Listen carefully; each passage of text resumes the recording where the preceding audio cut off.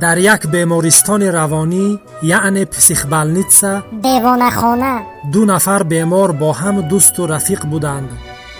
یک روز آن دو نفر در کنار حوض آب قدم زده ایستاده بودند.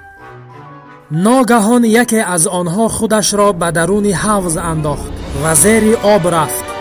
آن دوستش از این کار ناگهانی به حیرت آمد، ولی بسیار فکر نکرده خودش را به داخل حوض پرتافت و شنا کرده به زیر آب رفت و رفیقی از جان سیر شده اش را بیرون آورد. وقتی دکترها از این رفتار قهرمانانه آگاه شدند، تصمیم گرفتند آن بیمار را که دوستش را نجات داد از بیمارستان روانی جواب دهند.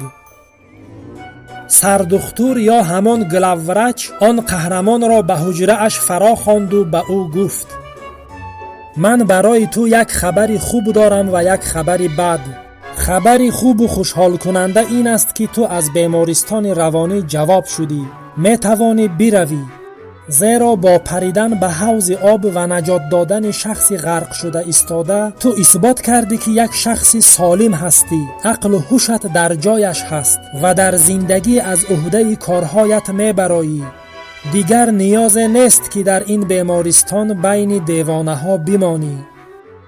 اما خبری بد و غم‌انگیز این است که آن بیماری که تو او را از غرق شدن نجات دادی، بعد از در آمدن به حجره اش خودش را با سچاق حمامش دار کشیده است.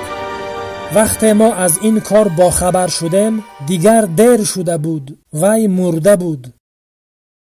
قهرمان که با دقت به سخنان سردختور گوش میداد به او گفت: وی خودش را دار نزد، من او را آویزان کردم تا اینکه قاق شود.